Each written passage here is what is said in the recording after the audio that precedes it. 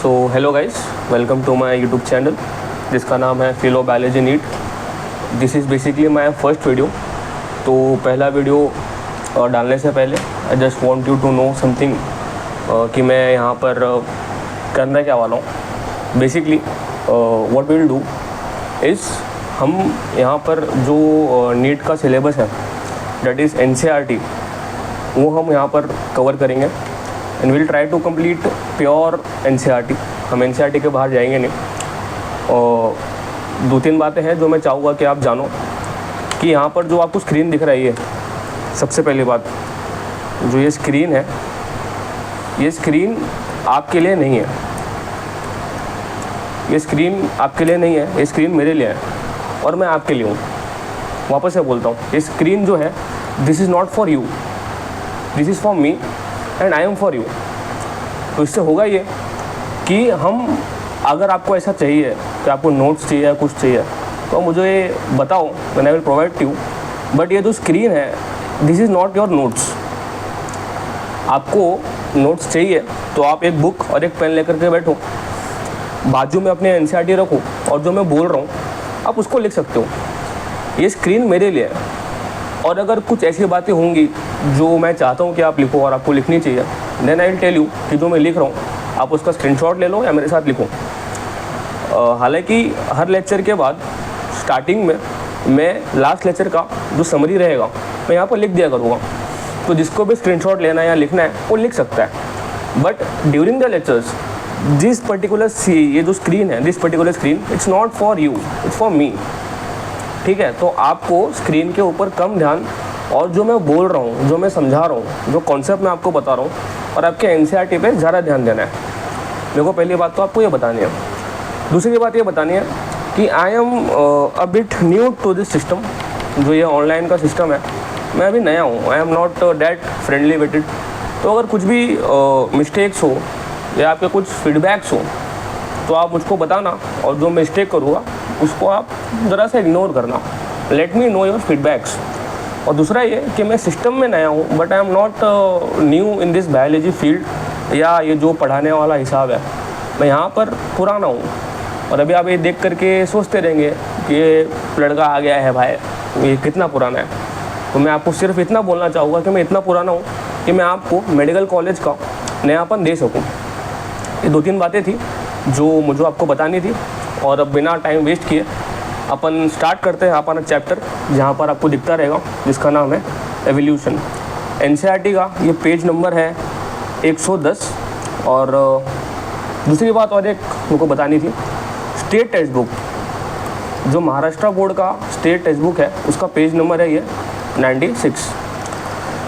यहाँ पर प्रोबेबली अभी स्टेट टेक्स्ट बुक दो महाराष्ट्र स्टेट बोर्ड वाले बच्चे हैं वो भी आए हुए हैं, ऐसा मैं मानकर चल रहा हूँ। तो उनके लिए मुझको एक बात कहनी है कि आपका जो स्टेट टेक्स्ट बुक है उसका लेवल यहाँ है और जो आपके NCERT है उसका लेवल यहाँ है। तो हम यहाँ पर NCERT करने वाले हैं। जब हम NCERT करेंगे तो आपका स्टेट टेक्स्ट बुक जो है वो अपने आप कवर हो जाएगा। और नीट वाले बच्चों के लिए मुझको एक बात एक्स्ट्रा ऐड करनी है, जिसको बहुत अच्छा करना है परफॉर्म। आपकी NCERT भी कंप्लीट नहीं है। हालांकि आपको एंट्रेंस देना है, आपको नीट पढ़ना है, नीट निकालना है, तो आपको NCERT स्टिक करनी है, but it is not complete. NCERT में ऐसे बहुत सारे पॉइंट्स हैं जो आपके स्टेट के टेक्स्ट बुक में लिखे हैं। जैसे आप मॉर्फोलॉजी ले लोगे तो मॉर्फोलॉजी के अंदर आपके NCERT में बहुत कम है और स्टेट टेक्स्ट बुक में बहुत ज़्यादा है। और आपके NCERT में ऐसा बहुत सारे पॉइंट्स हैं जो स्टेट टेक्स्ट बुक में नहीं लिखे हैं। तो आप लोगों के लिए बेस्ट कॉम्बिनेशन क्या है? तो best combination is state text book plus NCERT, that is the complete package. And हम यहाँ पर वही करने वाले हैं। Will combine them both and will study.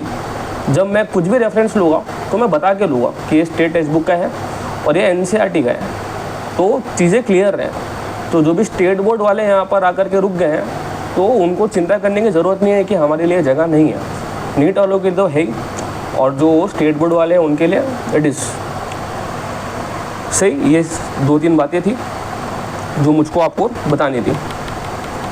तो अपन स्टार्ट करते हैं हमारा चैप्टर।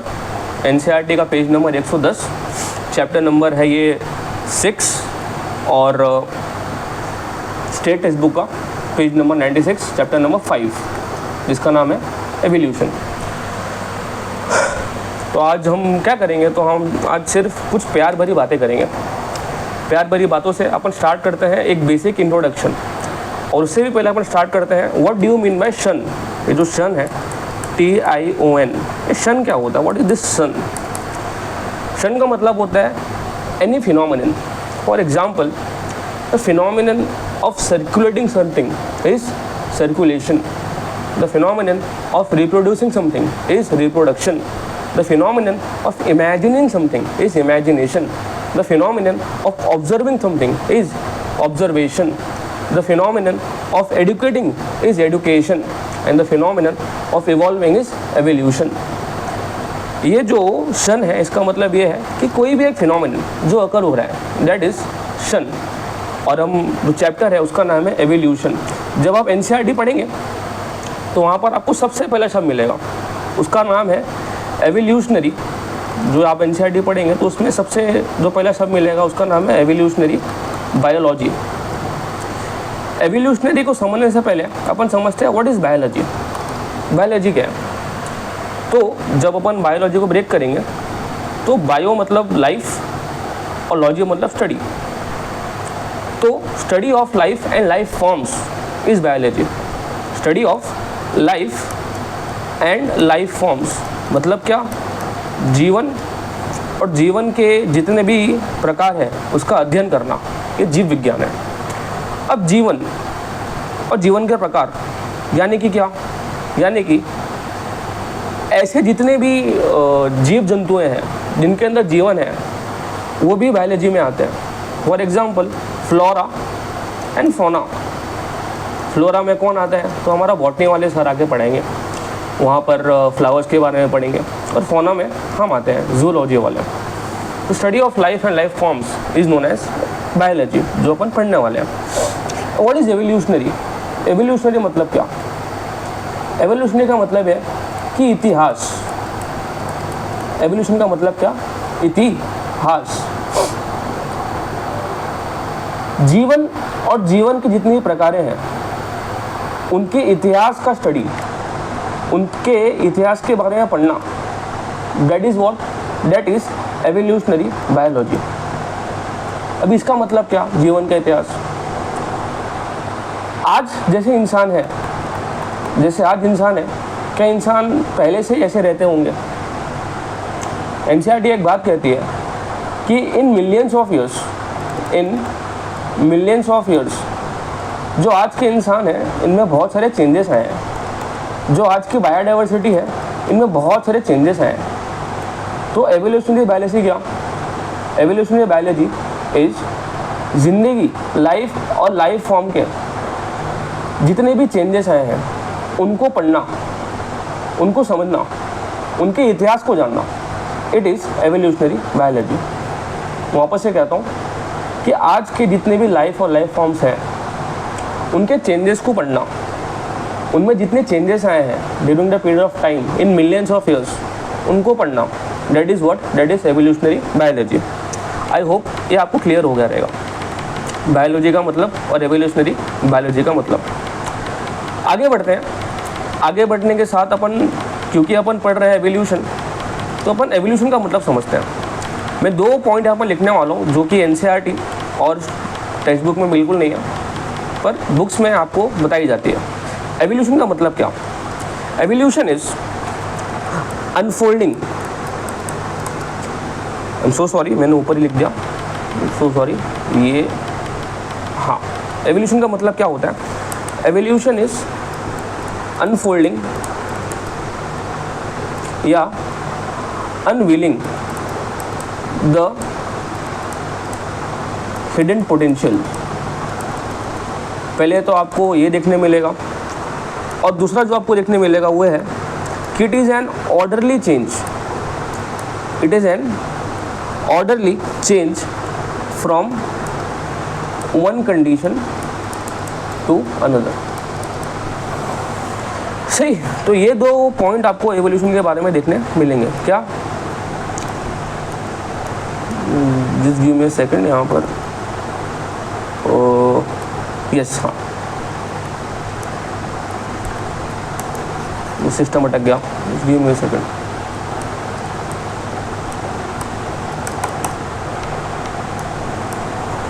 काम नहीं कर रहा, ओके हाँ हुआ। I am so sorry guys. ये तो एवोल्यूशन के बारे में आपको दो लाइन देखने मिलेगा। क्या? सबसे पहले अनफोल्डिंग या अनवीलिंग द हिडन पोटेंशियल या the orderly change from one condition to another. इसको अपन समझते हैं। मैं यहाँ पर एक रिएक्शन लिख रहा हूँ, CaCO3 it will give to CaO plus CO2। ये रिएक्शन है, ठीक है। मैं वापस से बोल रहा हूँ, हम पढ़ेंगे कम और समझेंगे ज़्यादा।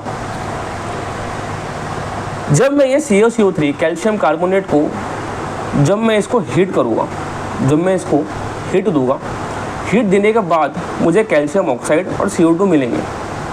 जब मैं ये हीट उसको नहीं दे रहा था, क्या मुझे CaO और CO2 मिला था? नहीं मिला था। जब मैंने उसको हीट दिया तब जाकर के मुझे CaO और CO2 मिला। इसका मतलब क्या? इसका मतलब ये कि हीट देने के बाद जो CaCO3 का हिडन पोटेंशियल था CaO और CO2 को बनाने का, वो अनवील हुआ। जो इस रिएक्शन में हीट काम कर रहा है, तुम्हारे हमारे केस में, फ्लोरा एंड फौना के केस में एवोल्यूशन वो काम करता है। आई hope it is clear.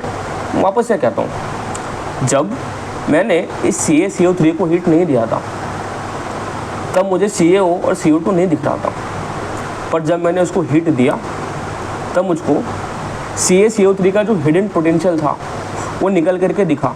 That is what, वो CaO भी बना सकता है और CO2 भी बना सकता है। ये कब हुआ? जब मैंने उसको गर्म किया। इसका मतलब क्या? इसका मतलब ये कि हमारे बाद जो आने वाला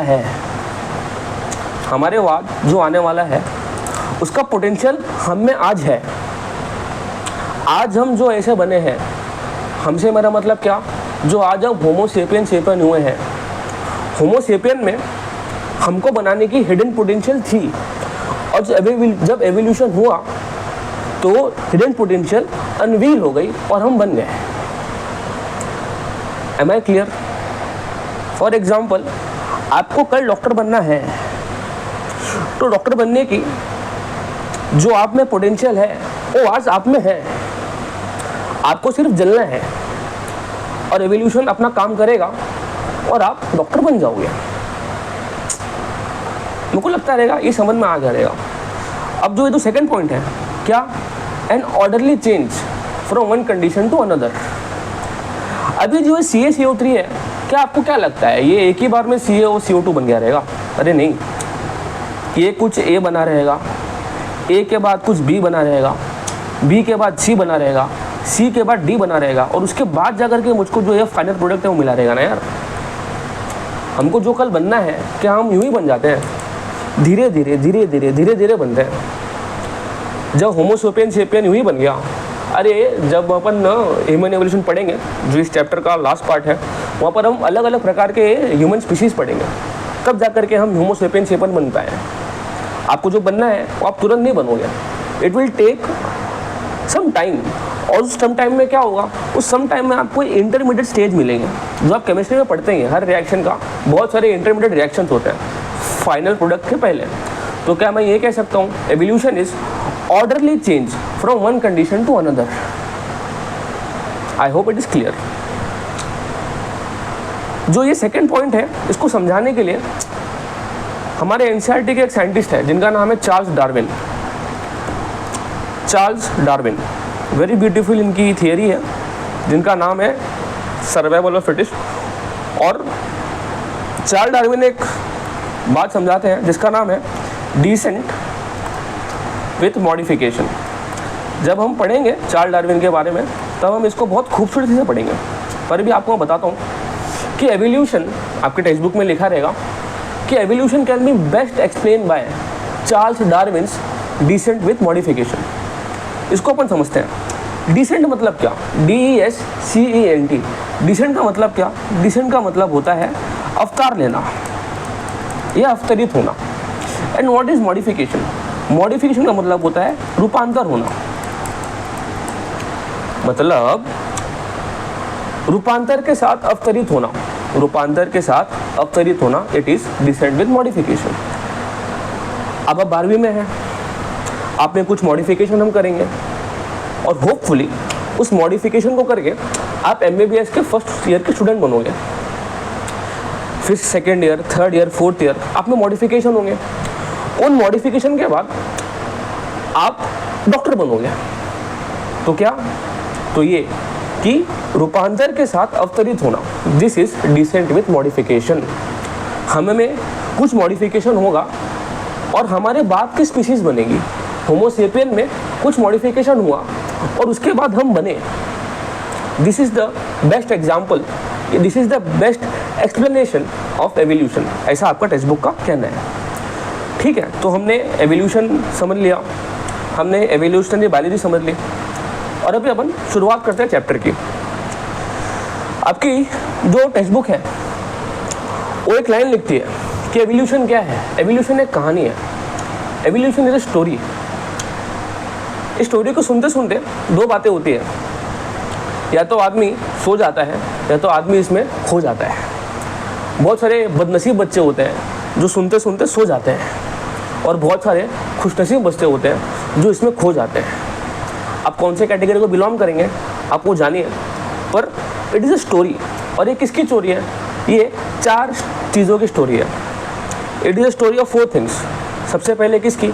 ब्रह्मांड के बनने की। It is the story of universe. दूसरी किसकी? ब्रह्मांड में धरती के बनने की। पहले किसकी? यूनिवर्स के बनने की, ब्रह्मांड के बनने की। दूसरी किसकी? ब्रह्मांड में धरती के बनने की। तीसरी, धरती पर पहले जीवन के बनने की। मैंने जीवन नहीं कहा, मैंने कहा पहला जीवन, धरती पर पहले जीवन के बनने की। और चौथी है इस पहले जीवन से जो इतने सारे जीवन बने हैं उसके बनने की। तो ये 4 चीज़ों की कहानी है। आई रिपीट, ब्रह्मांड के बनने की, ब्रह्मांड में धरती के बनने की, धरती में पहले जीवन के बनने की, और उसके बाद उस पहले जीवन से इतने सारे जीवन बने उसके बनने की ये कहानी है। It is a very beautiful story जो हम 10-12 लेक्चर में समझने वाले हैं। ठीक है, तो इसको मैं क्लीन कर देता हूँ और क्लीन करने के बाद ओके, मैं भूल गया था सिलेक्ट भी होता है। अगर मैं सही तरीके से कर पाया तो आपका नसीब, जो मैं ये कर रहा हूँ वो सही ही है। Okay done, yes guys. Okay देखो गलती कर दिया, please just bear with me. It will take me just 2 lectures. Okay, फिर मैं मास्टर हो जाऊँगा इस चीज़ का। 2 लेक्चर लगेंगे and I will be master of this things. Okay, मज़ा आ रहा है तुमको यार? मज़ा आ रहा है? आना चाहिए। पूरे हिंदुस्तान में आपको ऐसा कोई नहीं पड़ेगा, this is my guarantee guys. पूरे हिंदुस्तान में nobody will tell you what is biology and what is evolutionary biology. आपको समझ में आ जाएगा। सही, तो 4 चीज़ों की कहानी है। ब्रह्मांड के बनने की, ब्रह्मांड में धरती के बनने की, धरती पर पहले जीवन के बनने की, और उस पहले जीवन से बहुत सारे जीवन के बनने की। तो अपन ब्रह्मांड के बनने की थोड़ी सी बात करते हैं। ठीक है, द स्टोरी ऑफ यूनिवर्स। आपने एक थ्योरी का नाम सुना होगा जिसका नाम है big bang theory. Big bang theory है ना। इस थ्योरी के मुताबिक यूनिवर्स कैसा बना। आपकी एनसीईआरटी एक लाइन लिखती है, मैं उसको पढ़ता हूँ। एनसीईआरटी लिखती है, the big bang theory attempts to explain the origin of universe. It is a singular, मैं वापस से लिख रहा हूँ यहाँ पर, it is a singular huge explosion. It is a singular huge explosion, unimaginable in terms या unimaginable in physical terms. इतना भीषण जो क्या कहते हैं एक्सप्लोजन हुआ था, उस एक्सप्लोजन के बाद हमारा ब्रह्मांड बना। This is the big bang theory and अब तक इसको सही कहा जाता है। अपने को इसके बारे में पूरा तो नहीं है, पर एक सबसे इम्पोर्टेंट बात यह है कि यूनिवर्स कब बना। तो universe it was originated 20 billion years ago. आपको ज़रा सा ये जो टाइम स्केल है ना, इसको आपको ध्यान में रखना है ना। यूनिवर्स कब बना था? तो 20 बिलियन ईयर्स अगो, है ना। हम बिलियन, मिलियन और ट्रिलियन की बातें क्या करेंगे। तो मैं मान के चलता हूँ कि यहाँ पर सब छोटे छोटे बच्चे हैं, प्यारे प्यारे बच्चे, जिनको ये भी नहीं पता कि बिलियन बिलियन ट्रिलियन कितना होता है। तो बिलियन, मिलियन आने की कितना, मिलियन आने की 10 की power 6, 10 lakh is equal to 1 million. Billion is 10 की पावर 9 एंड ट्रिलियन इज 10 की पावर 12। अपन मिलियन और बिलियन के टर्म्स में बात क्या करेंगे। मैंने आपको पहले कहा ना कि हम जो आज हो रहा है उसकी बातें नहीं करेंगे, हम इतिहास की बातें करेंगे, ठीक है। तो यूनिवर्स कब बना? यूनिवर्स बना 20 मिलियन ईयर्स अगो, है ना। It is not double explosion, it is singular explosion. अगर किसी दिन नीट में क्वेश्चन आया तो आपको यहाँ पर घुमा सकता है। सिंगुलर, हाँ, एक ही सिंगल एक्सप्लोजन हुआ, that was unimaginable in physical terms, आप उसको इमेजिन नहीं कर सकते। और यूनिवर्स के बनने की शुरुआत हुई। अभी यूनिवर्स के पहले क्या था, ये मैं भी नहीं जानता, ये आप भी नहीं जानते। यूनिवर्स के पहले क्या था, ये मैं भी नहीं जानता और आप भी नहीं जानते। पर कुछ तो मानना पड़ेगा ना यार, जिसमें एक एक्सप्लोजन हुआ, कुछ तो मानना पड़ेगा कि जिसमें एक एक्सप्लोजन हुआ। तो हम मान के चलते हैं कि एक डेमी एंटिटी थी। क्या थी? एक demi entity. We don't know, हमको नहीं पता क्या था। मुझको नहीं पता है, मुझसे मत पूछो ना। मुझको नहीं मालूम कि यूनिवर्स के पहले क्या था, पर मुझको इतना मालूम है, अरे कुछ तो था जिसमें ये सिंगुलर ह्यूज एक्सप्लोजन हुआ और ये होने के बाद यूनिवर्स बनने की शुरुआत हुई। हमको मानना पड़ेगा कुछ तो था। अब कुछ को बहुत सारे लोग बहुत सारे नाम देते हैं, पर हम पढ़ाई कर रहे हैं तो अपन उसको एक डेमी एंटिटी नाम देते हैं, जिसमें क्या हुआ, जिसमें एक सिंगुलर ह्यूज एक्सप्लोजन हुआ। जब एक्सप्लोजन होगा तो मेरे प्यारे प्यारे बच्चों, मेरे छात्रगण, जब एक्सप्लोजन होगा तो क्या उड़ेगा, क्या होगा? आग लगेगी। आग के बाद उसमें बहुत सारे एटम्स उठेंगे ना यार, उसमें बहुत सारा धुआं उठेगा, उसमें बहुत सारे क्लस्टर्स उड़ेंगे, है ना। उसमें नेब्यूला फॉर्म होगा। आपका जो एनसीईआरटी है वो नेब्यूला ये टर्म लिखता है, स्टेट टेक्स्ट बुक में लिखता है नेब्यूला। नेब्यूला क्या है? It is nothing, it is clusters of dust. इतना भीषण जब एक्सप्लोजन होगा तो डस्ट तो उड़ेगा, और डस्ट में क्या होगा, मैं और तुम थोड़ी रहोगे यार। डस्ट में तो एटम्स रहेंगे, छोटे छोटे एटम्स रहेंगे, है ना। ये तो मान के चलते हो कि जब यूनिवर्स बना होगा तो उसमें एटम्स आए होंगे, और एटम्स का जो क्लस्टर है उसको हम नेब्यूला कहते हैं। अभी के लिए इतना ही, अभी के लिए इतना ही। तो यहाँ पर दो बातें इंपॉर्टेंट हैं, ये कि यूनिवर्स कब बना। यूनिवर्स 20 बिलियन ईयर पहले बना, और कैसे बना, तो एक सिंगुलर ह्यूज एक्सप्लोजन से बना। स्टेट टेक्स्ट बुक में बिग बैंग थ्योरी का जो साइंटिस्ट है उसका नाम भी है जॉर्ज लेमेट्री करके, देख लेना उसको, एनसीईआरटी में इसके बारे में नहीं लिखा है, ठीक है। तो इतने सारी चीज़ें समझने के बाद अपन हम समझते हैं कि पहला लाइफ कैसे आया यूनिवर्स में, पहला लाइफ कैसे आया यूनिवर्स में, धरती कैसे बनी, उसको हम इसी के साथ समझ लेंगे। पर लेट्स स्टार्ट कि पहला लाइफ कैसे आया, है ना। बिग बैंग थ्योरी के हिसाब से वापस से कह रहा हूँ, यूनिवर्स बन चुका है। यूनिवर्स 20 बिलियन ईयर्स अगो बन चुका है सिंगुलर ह्यूज एक्सप्लोजन से।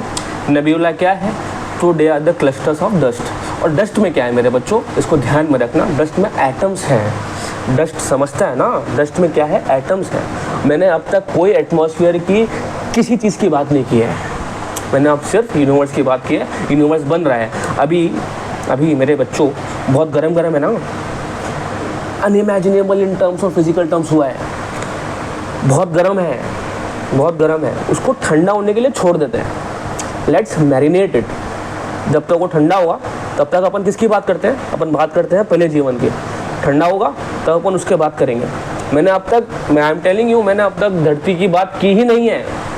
मैं अब जीवन की बात क्यों कर रहा हूँ, क्योंकि अभी हाथ लगाएंगे तो जल जाएंगे, ठंडा होने दो, let's give it some time.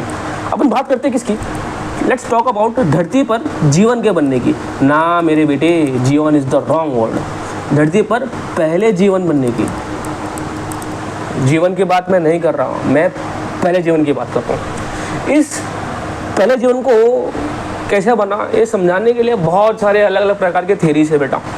Her theory को हम सम्मानपूर्वक सुनेंगे और सम्मानपूर्वक उनको चाटा मारेंगे, प्यार से, है ना, प्यार से उनको रिजेक्ट करेंगे। इसको बताने के लिए सबसे पहला थ्योरी है थ्योरी ऑफ स्पेशल क्रिएशन, है ना, थ्योरी ऑफ स्पेशल क्रिएशन। मैं लिख देता हूँ यार, हालांकि ठीक है, जस्ट बेयर विथ मी यार। अभी मेरी हैंड राइटिंग है जो मैं लिख रहा हूँ, मैं बोल रहा हूँ ना, it is not for you, it is for me. मैं तुम्हारा हूँ, ये मेरा है, मेरी जिसको तुम देखोगे नहीं मेरे बेटे, ठीक है। This is not yours, this is mine. जब मैं अलाउ करूँगा तुम देखोगे तब, ठीक है। चलो, थ्योरी ऑफ स्पेशल क्रिएशन। अबे थ्योरी क्या है? ये थ्योरी किसकी है? तो ये थ्योरी है पंडितों की, ये थ्योरी है मौलवियों की, और ये थ्योरी है प्रीस्ट की। जो मैं नहीं कह रहा हूँ तुमको नहीं सुनना है, ठीक है। मैंने अब तक रिलीजन ने नहीं कहा है तो तुम सुनोगे भी नहीं, ठीक है। ये किसकी थ्योरी है? पंडितों की थ्योरी है। दिस इज थ्योरी ऑफ मौलवी, this is theory of priest. ये कहते क्या है ना, ये कहते ये हैं कि जो धरती है ना, ये टेक्स्ट बुक का है, एनसीईआरटी का है, इट हैज़ 3 कॉन्वोकेशंस। कॉन्वोकेशन तो मैं लिख देता हूँ यार, छोटे बच्चों ना, देखो ये CONNATION कॉन्वोकेशंस, है ना। ये थ्योरी ऑफ स्पेशल क्रिएशन की 3 कॉन्वोकेशन है। सबसे पहले वो ये कहते हैं कि ये धरती जो है it is only 4000 years ago, 4000 years old, मतलब ये धरती 4000 साल ही पुरानी है। दूसरी बात ये कहते हैं कि ये धरती की जो बायोडाइवर्सिटी है इसमें कोई चेंज नहीं आया है। और तीसरी बात ये कहते हैं कि आज हमको जो भी जैसा भी दिख रहा है इसको एग्जैक्टली ऐसे ही बनाया गया था, इसमें कोई चेंज नहीं आया है, ठीक है। ये 3 बातें कहते हैं। पहली बात ये क्या कि 4000 साल पुरानी ही है पृथ्वी। दूसरी बात ये कि इसमें यहाँ पर जो भी जैसा है, जैसे तुम और मैं हैं, हमको ऐसे बनाया गया था, हमें कोई चेंज नहीं आया है। तीसरी बात है कि यहाँ के बायोडाइवर्सिटी में कोई चेंज नहीं आया। ये इनका थ्योरी है, ठीक है। अभी इनको हम बहुत ही प्यार से चाटा मारते हैं, ठीक है। कैसे मारेंगे? हम इनको बुलाते हैं तीनों को, हम बैठो ज़रा, और हमको क्या दिखाते हैं? हम इनको दिखाते हैं डायनासोर का कंकाल। अरे कहाँ से आया बे? तू तो कह रहा था कि हमको ऐसे बनाया गया है, किधर से आया डायनासोर का? कहाँ से आया? ठीक है, वो दिखाते हैं। वो दिखाने के बाद हम उसकी करते हैं कार्बन डेटिंग। आपने कार्बन डेटिंग का सुना होगा। कार्बन डेटिंग करने के बाद हमें मालूम चलता है कि कंकाल जो है it is 65 million years ago. तुम तो कह रहे थे कि इट इज़ 4000 ईयर अगो। ये मेरे को कंकाल मिला है, तेरे धरती से मिला है, तो 65 मिलियन ईयर अगो का है। ये सब बताए मत कर, ये सब बातें मत कर। और इसको अपन ने बहुत ही प्यार से चाटा मार के रिजेक्ट कर दिया, ठीक है। इसके बारे में बहुत सारे लोग बहुत सारे बातें करेंगे, पर मेरे को उस कंट्रोवर्सी में नहीं जाना है। I just stick to NCERT. NCERT की 3 कॉन्वोकेशन है जो मैंने आपको बताई, और उसको हम बहुत प्यार से रिजेक्ट कर देते हैं।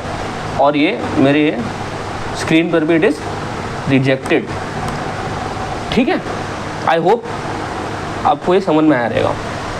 सेकेंड थ्योरी किसकी है? सेकेंड थ्योरी है कॉस्मिक थ्योरी। क्या नाम है इसका? Cosmic theory.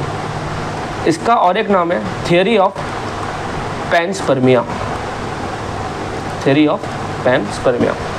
चलो ठीक है। What is Cosmos?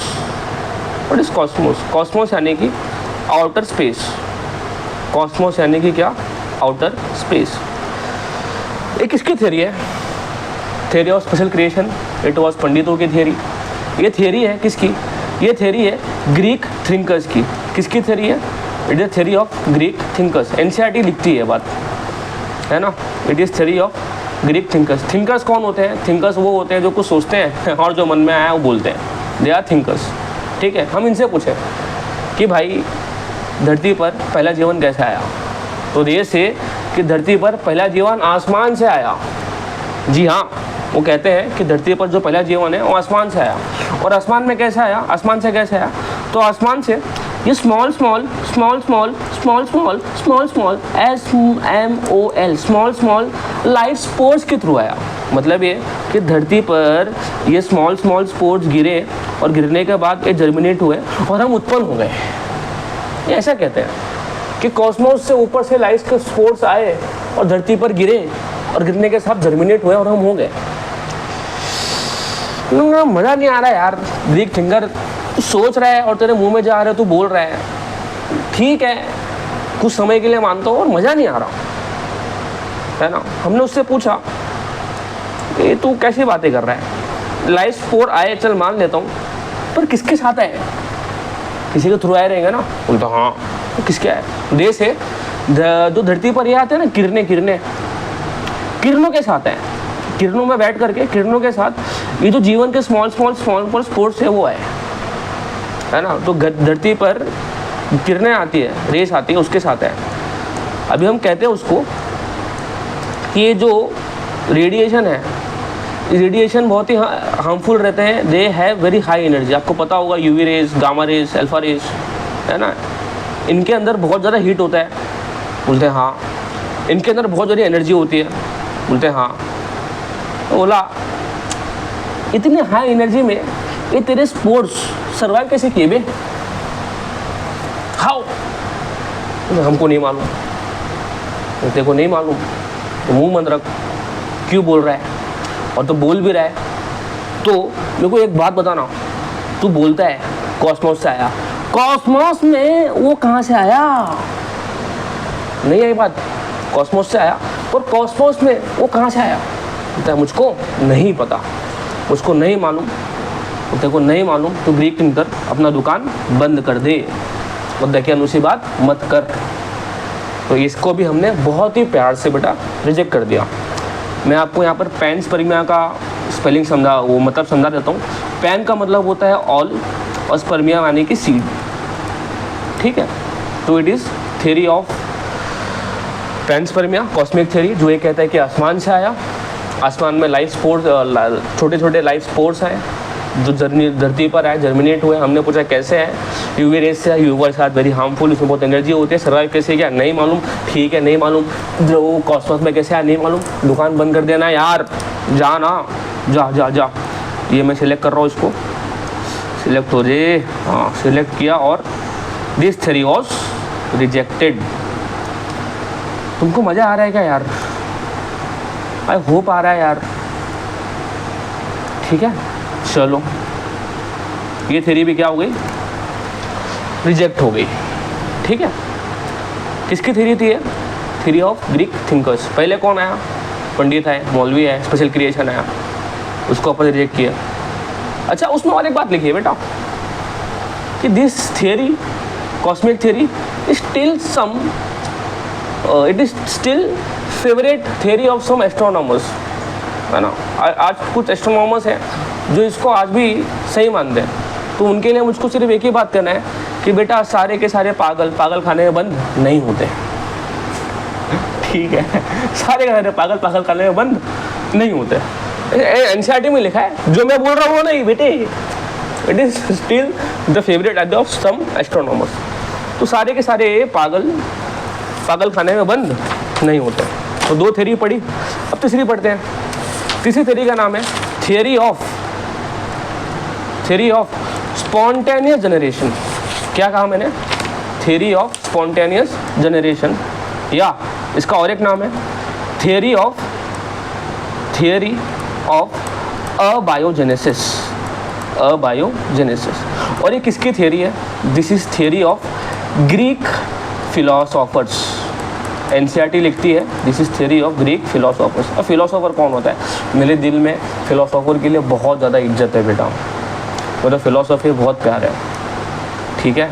पर फिलोसोफर होते क्या है उसको मैं समझा रहा हूँ। फिलोसोफर वो लोग होते हैं जो कुछ सोचते हैं और जो मुंह में है उन्हें भूलते हैं। वो तो थिंकर होते हैं जो ख्याली पुलाव पुलाते हैं। फिलोसोफर वो होते हैं जो कुछ सोचते हैं, सोचने के बाद उस पर अपना दिमाग लगाते हैं और फिर दुनिया के सामने अपनी बात रखते हैं, ठीक है। ओके ठीक है। फिलोसोफर कौन होता है? जो कुछ सोचता है, अपना दिमाग लगाता है और उसके बाद में उसको कहता है। तो ये ग्रीक फिलोसोफर्स हैं। उनसे हमने कहानी पूछा यार कि कैसे आया धरती पर पहला जीवन, कैसे आया? तो वो कहते हैं कि धरती पर पहला जीवन अपने आप आ गया, अपने आप। इसीलिए तो नाम दिया ना स्पॉन्टेनियस जनरेशन, थियरी है स्पॉन्टेनियस जनरेशन, अपने आप आ गया। अपने आप कैसे आया आप? अपने आप कैसे आया? तो कहते हैं कि धरती पर पहला लाइफ अपने आप कुछ नॉन लिविंग थिंग से आया। मतलब ये पेन है, पेन, कल देखो पेन से वो नॉन लिविंग आ जाएगा, है ना।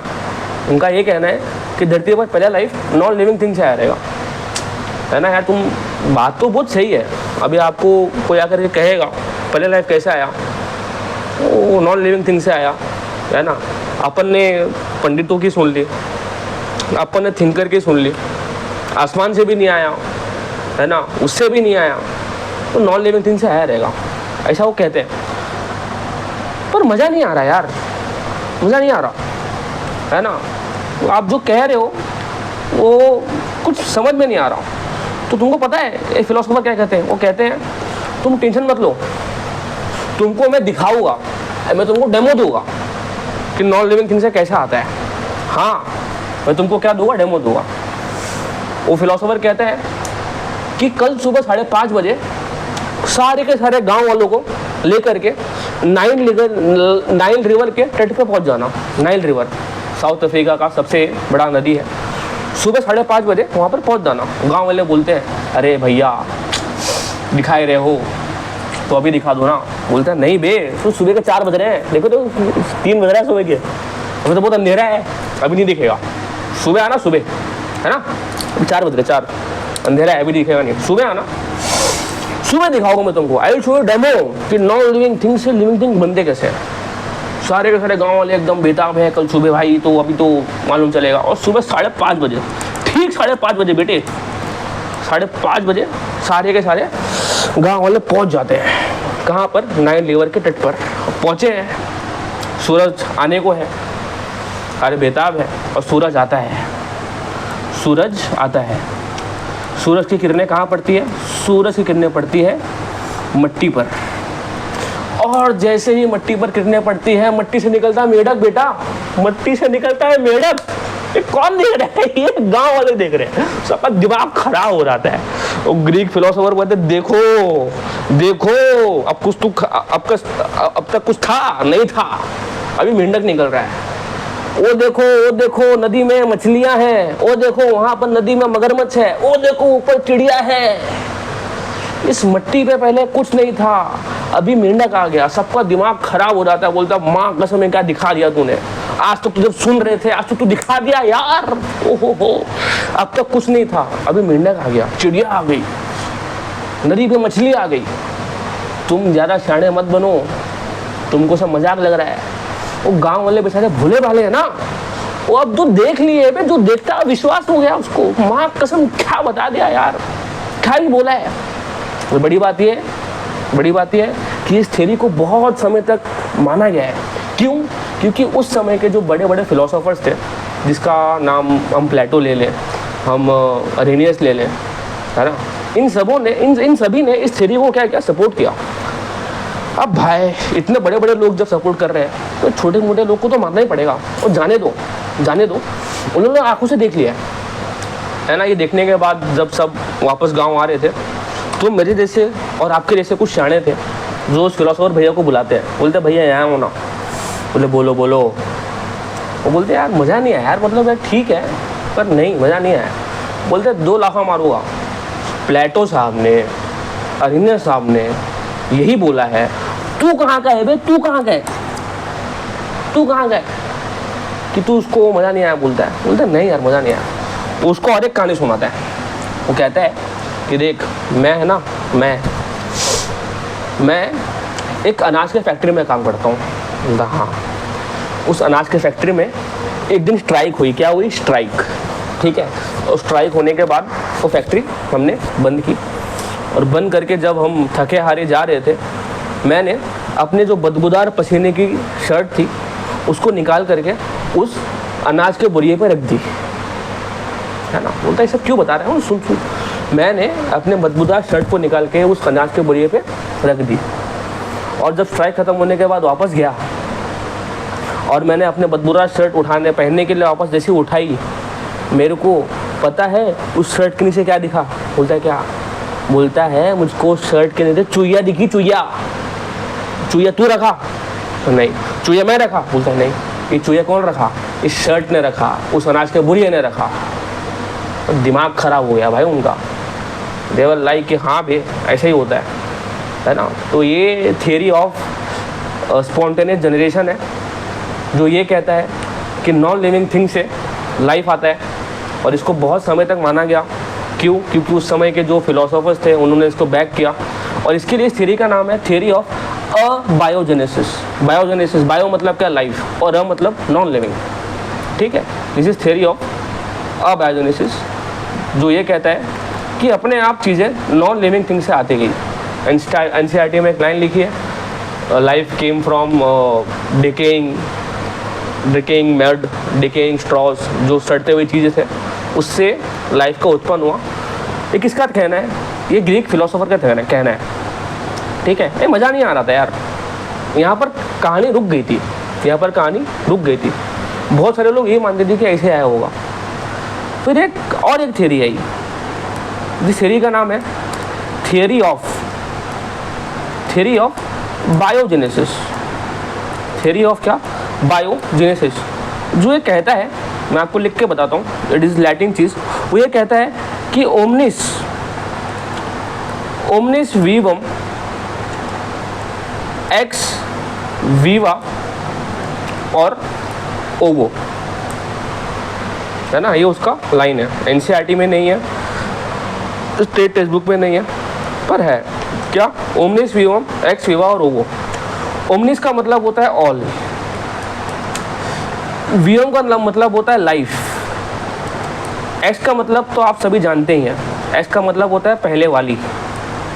अरे बेटे, एक्स का मतलब होता है पहले वाली, मुस्कुराने की ज़रूरत नहीं है। और वीवा और ओवो का मतलब होता है लाइफ। मतलब ये कि सारी जिंदगियाँ प्री एग्जिस्टिंग ज़िंदगी से आती है। और बहुत सही बात बोली यार। ओ हो, मैं आया हूँ क्योंकि मेरे माँ बाप हैं, मेरे बच्चे आएंगे क्योंकि मैं हूँ, मैं मर जाऊँगा तो मेरे बच्चे थोड़ी आएंगे। तो सारी की सारी लाइफ प्री एग्जिस्टिंग लाइफ से आती है। ये थियरी ऑफ बायोजेनेसिस है, जो कि एकदम सही थियरी है। जिस थियरी में कोई वो नहीं है, इसमें कोई भी खराबी नहीं है। सही बोल रहे हैं यार। पहली लाइफ प्री एग्जिस्टिंग लाइफ से आती है, ओमनिस वीवम एक्स वीवा और वीवो। पर हमारा क्वेश्चन क्या था? हमारा क्वेश्चन ये था कि भाई साहब फर्स्ट लाइफ कैसे आती है? ये थियरी आपको फर्स्ट लाइफ के बारे में नहीं बताती। थियरी बिल्कुल सही है, थियरी में कोई भी गड़बड़ नहीं है, पर फर्स्ट लाइफ के बारे में नहीं बताती है। तो गाड़ी यहाँ पर आके रुकी हुई है, कहाँ पर? ये थियरी ऑफ अबायोजेनेसिस के लिए, अबायोजेनेसिस पे। फिर एक साइंटिस्ट आते हैं जिनका नाम है द ग्रेट लुइस पास्चर। वो आते हैं और एक एक्सपेरिमेंट करते हैं। उस एक्सपेरिमेंट के बाद ये जो थियरी ऑफ अबायोजेनेसिस है, इसको वंस एंड फॉर ऑल के लिए डिसमिस कर दिया जाता है और थियरी ऑफ बायोजेनेसिस को प्राथमिकता मिलती है, जो कि सही है। आज के टाइम पर लाइफ कैसा आता है? तो आज के टाइम पर लाइफ थियरी ऑफ बायोजेनेसिस से आता है। थियरी ऑफ बायोजेनेसिस क्या है? All life originate from pre existing life. मेरे बच्चे होंगे क्योंकि मैं हूँ, वो भी है, पता नहीं कहाँ है पर है। ठीक है, मैं नहीं रहूँगा तो मेरे बच्चे नहीं होंगे, मेरे पेरेंट्स नहीं होते तो मैं नहीं होता। आज के लिए सही है, पर this theory does not explain कि फर्स्ट लाइफ कैसे आया। जो ये लुइस पास्चर है, इनके एक्सपेरिमेंट के बाद जो थियरी ऑफ स्पॉन्टेनियस जनरेशन था, ये डिसमिस हो गया था। तो अपन उसको समझते हैं कि द ग्रेट लुइस पास्चर ने किया क्या। सिलेक्ट करने दो बेटा, सिलेक्ट करने दो। पानी वानी पी लो, तुम पानी पी लो। मज़ा आ रहा है कि नहीं? अरे बेटा यस और नो बोलो घर पे, यस सर। घर वालों को ऐसा मत बोलो कि चाटे वाटे मारने लगे, पागल हो गया। ओके, लुइस पास्चर ने किया क्या? लुइस पास्चर ने एक फ्लास्क लिया, है ना। उस फ्लास्क में लुइस पास्चर जी ने शुगर के सोल्यूशन लिए और शुगर के सोल्यूशन में इन्होंने डाल दिया यीस्ट। क्या डाल दिया मेरे बेटे? यीस्ट। यीस्ट क्या है? फंगाई है, सिंगल सेल, आपने पढ़ा रहेगा, ठीक है। उसके बाद लुईस पास्चर जी ने इसको गर्म किया, इसको हीट किया। हीट करने के बाद जो इसके अंदर का जो यीस्ट है और इसके अंदर के जो भी तत्व थे वो मर गए रहेंगे, है ना यार, टेम्परेचर से सर्वाइव नहीं कर पा रहेंगे, वो मर गए रहेंगे। और अब जो सोल्यूशन है वो स्टेराइल हो गया। क्या हो गया मेरे बेटे? स्टेराइल। स्टेराइल माने जिसके अंदर अब जीवन की क्षमता नहीं है, समझता है ना, जो जीवन की क्षमता नहीं रखता। मतलब क्या, ये पूरा का पूरा सोल्यूशन अब ये क्या हो गया? अब ये हो गया नॉन लिविंग, गर्म करने के बाद। अरे बेटा यस और नो, ठीक है। फिर उन्होंने क्या किया, उन्होंने दो अलग अलग और फ्लास्क लिए। ये जो ये स्टेराइल सोल्यूशन है, इन्होंने दोनों में आधा आधा भर दिया, दोनों में मेरे बेटे आधा आधा इसको भर दिया। अरे यस और नो। भरने के बाद उन्होंने क्या किया, एक फ्लास्क को, जिसको मैं यहाँ पर ए लिख रहा हूँ और जिसको मैं यहाँ पर बी लिख रहा हूँ, ए वाले फ्लास्क पे इन्होंने ऐसा कुछ लगाया। ऐसा कुछ क्या है मेरे बेटे? ऐसा कुछ है जो बतख का गधा बोल रहा हूँ यार, जो बतख का गला होता है ना, स्वैन नेक, उस शेप का एक फ्लास्क, उस शेप का एक ट्यूब लगा दिया। इसीलिए लुईस पास्चर जी के एक्सपेरिमेंट का नाम भी है स्वैन नेक फ्लास्क एक्सपेरिमेंट, ठीक है। उन्होंने ए वाले पर ऐसा कुछ लगाया और बी वालों को ओपन ही रखा, ठीक है। गरम गरम सोल्यूशन है मेरे बेटे, गरम गरम सोल्यूशन है तो आप सोच पाते रहोगे, गरम गरम सोल्यूशन भाप छोड़ेगा। भाप समझते हैं ना, भाप छोड़ेगा, भाप नहीं है, भाप भाप भाप छोड़ेगा। तो ये जो यहाँ पर है, ये एरिया में ये भाप कंडेंस हो जाएगा। अरे यस और नो? कंडेंस हो जाएगा, ठीक है। और जो बी है, जो ओपन है, उसका भाप हवे में उड़ जाएगा, हवे में उड़ जाएगा। फिर लुईस पास्चर ने क्या देखा, जो ये बी सोल्यूशन है, इसमें धीरे धीरे माइक्रो ऑर्गेनिज्म आने लगे। क्या आने लगे? Micro organism. कहाँ से आए? ये जो हमारे आसपास का एयर है, क्या प्योरीफाई है? नहीं ना, it is not purify air. इसमें बहुत सारे माइक्रो ऑर्गेनिज्म छोटे छोटे जो आए और जो आकर के बी वाले सोल्यूशन में बैठ गए, ठीक है। और जब ए वाले सोल्यूशन है, और जो ए वाले सोल्यूशन है, यहाँ पर जो एक कंडेंसर की तरह काम करने वाला जो ये एरिया है, जहाँ पर ये भाप आके जमा हो चुका है, it was acting like a purifier. ये एक प्यूरीफायर की तरह एक्ट कर रहा था। जो बाहर का एयर अंदर आता था और उसके जो माइक्रो ऑर्गेनिज्म होते थे वो यहाँ पर आके चिपक जाते थे और अंदर नहीं आ पाते थे। और यहाँ पर जो ये ए सोल्यूशन है, जो कि स्टेराइल था, वो नॉन लिविंग का नॉन लिविंग ही रहा, ठीक है। और जो नॉन लिविंग था, इसमें बाहर के जो एयर के वजह से लिविंग हो गया। अब थ्योरी ऑफ अबायोजेनेसिस के हिसाब से ये जो नॉन लिविंग है, इसमें भी तो माइक्रो ऑर्गेनिज्म आने चाहिए था ना, पर आए क्या? पर नहीं आए। ग्रीक फिलोसोफर भाई साहब आप तो कहते थे कि नॉन लिविंग से लाइफ आएगा, लाओ, कहाँ आया? नहीं आया। This theory was rejected for once and for all. Louis Pasteur ji का ये बहुत ही खूबसूरत एक्सपेरिमेंट था, जिसने एक बहुत बड़ी भ्रांति को, एक बहुत बड़े वहम को तोड़ा था, ठीक है। रिवाइज कर लेते हैं, अब तक हमने क्या पढ़ा। तो अब तक हमने एवोल्यूशनरी बायोलॉजी क्या होती है वो हमने समझा। हमने बिग बैंग थ्योरी के हिसाब से 20 बिलियन ईयर को पहले धरती को बना लिया है। That was singular huge explosion. और अभी ठंडा होने को रखा हुआ है, आपको पता होगा, ठंडा होने को रखा है, उसको अभी हमने हाथ नहीं लगाया है। फिर हमने धरती पर जो पहला लाइफ आया उसको कैसे आया, उसके बारे में हम थ्योरीज पढ़ी। First theory was theory of special creation, second theory was theory of spontaneous cosmic theory of panspermia, third theory was theory of spontaneous generation, और the fourth theory was theory of biogenesis. इन चारों theory में से कौन सी theory सही है? किस दिन नीट में क्वेश्चन आ जाए, among this which of the following theories are right? Special creation, cosmic theory of abiogenesis and theory of biogenesis. तो थ्योरी ऑफ बायोजेनेसिस सही है ना यार, बाकी सारे गलत है। थ्योरी ऑफ बायोजेनेसिस सही है, वो क्या कहता है, life comes from pre existing life. पर जो हमारा सवाल है उसका आंसर नहीं दे पा रहा है ना। इन चारों में से the theory of biogenesis 3 is सही है ना, पर बाकी के 3 थ्योरी गलत हो गए है ना। ये जो लुईस पास्चर का एक्सपेरिमेंट है, इससे हमें क्या मालूम चला, हमें इससे मालूम चला कि जो लाइफ है वो नॉन लिविंग थिंग से तो नहीं आता और लिविंग थिंग से आ जाता है। अरे मेरे बेटे, जो यहाँ पर बी फ्लक्स पे लाइफ आया है वो एयर के जो इम्प्योर बैक्टीरिया है उसके वजह से आया ना यार। तो लुईस पास्चर के एक्सपेरिमेंट ने थ्योरी ऑफ अबायोजेनेसिस को रिजेक्ट किया और थ्योरी ऑफ बायोजेनेसिस को एक्सेप्ट किया। अरे यस और नो, ठीक है। तो अभी गाड़ी यहाँ पर अटकी है यार अभी भी, कि ये लाइफ आया कैसे, लाइफ आया कैसे, गलत बोल रहे हो सर।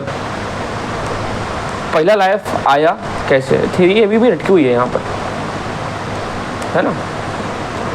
उसके लिए 2 साइंटिस्ट आते हैं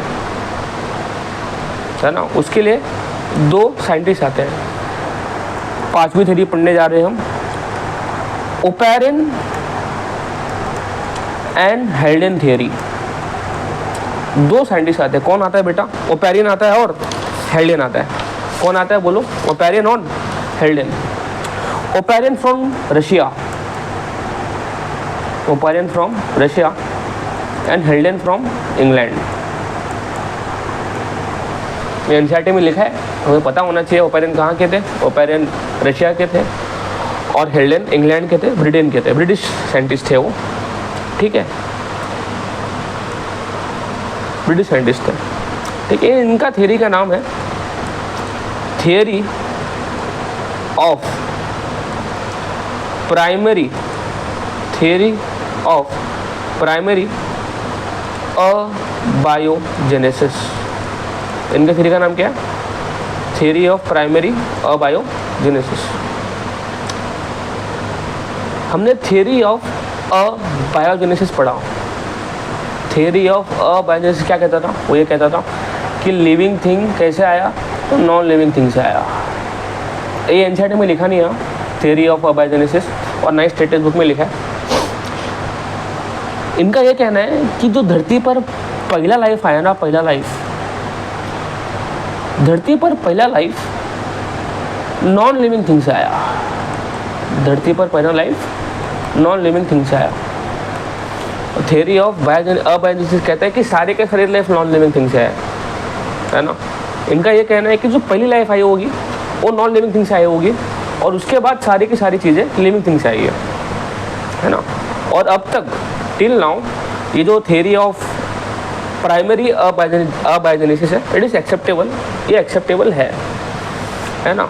ये प्राइमरी शब्द का मतलब वही है, पहला, धरती पर पहला जिंदगी नॉन लिविंग थिंग से आया है, ठीक है। इसको अपन समझने जा रहे हैं। इसके जो है 2 पार्ट हैं। थ्योरी ऑफ बायोजेनेसिस के कितने पार्ट हैं, तो 2 पार्ट हैं।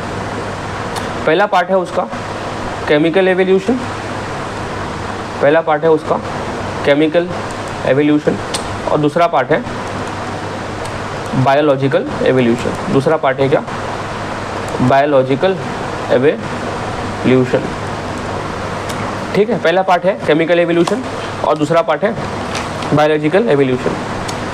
केमिकल एवोल्यूशन से क्या हुआ रहेगा, केमिकल एवोल्यूशन से बहुत सारे complex non living organic molecule बने रहेंगे। बहुत सारे कॉम्प्लेक्स, मैं लिख देता हूँ बेटे, complex non living organic molecule बने होंगे और उस complex non living organic molecule से उनका बायोलॉजिकल एवोल्यूशन हुआ होगा और उससे क्या आया होगा, उससे आया होगा फर्स्ट लाइफ। ये है theory of abiogenesis, primary abiogenesis, ठीक है। इस लेक्चर में अपन सिर्फ एक ही पार्ट कंप्लीट करेंगे, ठीक है, और biological evolution will study in next lecture probably, समय के चलते। तो let's start with chemical evolution, है ना। केमिकल एवोल्यूशन को स्टार्ट करते हैं। केमिकल एवोल्यूशन में 4 बातें हैं और बायोलॉजिकल एवोल्यूशन में 4 बातें हैं। है ना। केमिकल एवोल्यूशन के बारे में और पेरेंट रिजल्ट क्या कहते हैं उसको समझते हैं। भूल गए क्या, जो यूनिवर्स बना था वो बहुत गर्म था, उसको हमने मैरिनेशन के लिए रखा हुआ है, ठंडा हो गया रहेगा, उसके पास चलते हैं। आओ, उसमें क्या थे बेटे, उसमें बहुत सारे एटम्स थे ना यार, उसमें बहुत सारे क्या थे, एटम्स थे, है ना। तो अपन एटम्स की बात करते हैं। एटॉमिक स्टेज, केमिकल एवोल्यूशन का पहला स्टेज है एटॉमिक स्टेज। एटम्स किसके थे, तो ओपेरिन साहब कहते हैं, ओपेरिन कहते हैं कि एटम कार्बन का था, हाइड्रोजन का था, ऑक्सीजन का था, नाइट्रोजन का था, फ्लोरीन का था, क्लोरीन का था, एंड एक्सेट्रा एक्सेट्रा एक्सेट्रा। इतने सारे एटम्स वहाँ पर थे। कहाँ पर, नेब्यूला में, डस्ट में। डस्ट किससे बना हुआ मेरे बेटे, एटम से बना होगा ना। इतने सारे एटम्स थे, ठीक है। इतने एटम्स हैं मेरे बेटे, भीषण एक्सप्लोजन हुआ है, भीषण, अनइमेजिनेबल इन फिजिकल टर्म्स। इतने समय में क्या ठंडा हो जाएगा, ठंडा नहीं होगा, हाँ टेम्परेचर कम होगा ज़रा सा, पर टेम्परेचर वैसे तो बहुत ज़्यादा रहेगा ना यार। टेम्परेचर अभी भी बहुत हाई है, टेम्परेचर अभी भी बहुत हाई है, टेम्परेचर अभी भी बहुत हाई है बेटा, ठीक है। तो क्या होता होगा, कंडेंस होने के बाद ये डस्ट पार्टिकल, क्योंकि they are in high temperature, कोई भी आइटम हाई टेम्परेचर में रहता है तो क्या रहता है बेटा, वो रहता है अनस्टेबल। अरे बेटा अनस्टेबल होता है ना, अनस्टेबल होता है। जब किसी को भी स्टेबिलिटी चाहिए होती है तो क्या करता है, वो बॉन्ड बनाता है। वो क्या करता है, वो बॉन्ड बनाता है। ये जितने भी ये एटम्स हैं, ये इनके अनस्टेबिलिटी के कारण और हाई टेम्परेचर के कारण। और मेरे बेटे बॉन्ड में कब बनता है, बॉन्ड में तभी बनता है ना जब टेम्परेचर हाई होता है मेरे बेटे, हॉट और हॉट। मेरे बेटे ज़्यादा इमेजिन करने की आवश्यकता नहीं है। हाई टेम्परेचर और unstability, this are the favourable condition कि क्या बनेगा मेरे बेटे, बॉन्ड बनेगा। एटम जब बॉन्ड बनाएंगे तो क्या बनाएंगे, दे विल फॉर्म मॉलिक्यूल्स। तो केमिकल एवोल्यूशन का सेकंड स्टेज है क्या, मॉलिक्यूलर स्टेज। Molecular stage. अब ओपेरिन साहब ये कहते हैं कि इन सारे के सारे एटम में ये जो हाइड्रोजन एटम है ना, this was most abundant. Most abundant का मतलब समझता होगा मेरे लाल, मोस्ट अबंडेंट का मतलब इनकी जो मात्रा थी वो बहुत ज़्यादा थी।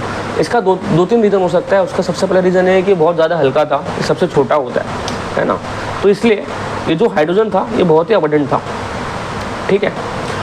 और मॉलिक्यूलर स्टेज क्यों आया, इसलिए आया क्योंकि दिस ऑल वेर अनस्टेबल ना। किसके वजह से, टेम्परेचर आए हैं उसके वजह से। और अब स्टेबिलिटी के लिए क्या बना रहे हैं, स्टेबिलिटी के लिए बॉन्ड बना रहे हैं। जब बॉन्ड बनाएंगे तो मॉलिक्यूल बनेगा। मॉलिक्यूल किसके बनेगा, मॉलिक्यूल बनेगा इन्हीं सब का। और इन्हीं सब में सबसे ज़्यादा कौन है, सबसे ज़्यादा हाइड्रोजन है। तो हाइड्रोजन सबको पकड़ के क्या बनाएगा मेरे बेटे, मॉलिक्यूल बनाएगा। तो नाइट्रोजन को पकड़ के NH3 बनाएगा, है ना। ऑक्सीजन को पकड़ के H2O बनाएगा, कार्बन को पकड़ के CH4 बनाएगा, एंड सो ऑन। Cl को पकड़ के HCl बनाएगा, ये सब बनाएगा। इसमें सबसे गौर करने वाली बात यह है कि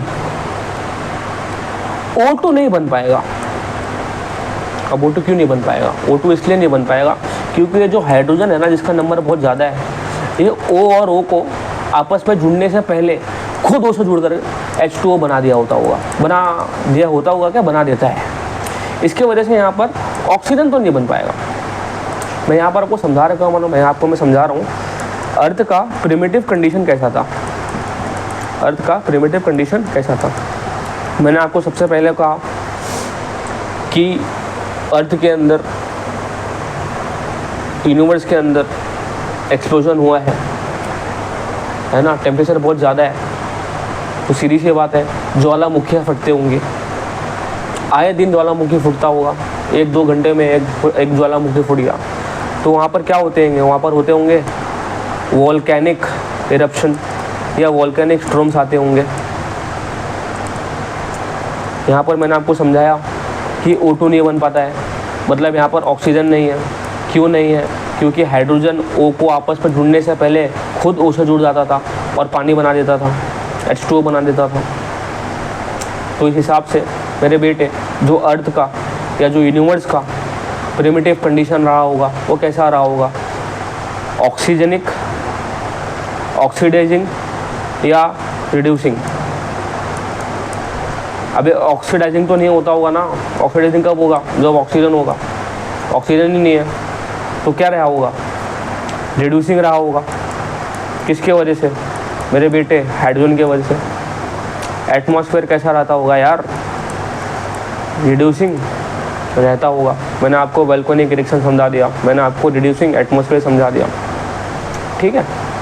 अभी मैं एक बात बताऊं, अर्थ में सबसे पहले जो ऑर्गेनिक मॉलिक्यूल बना होगा वो कौन सा होगा।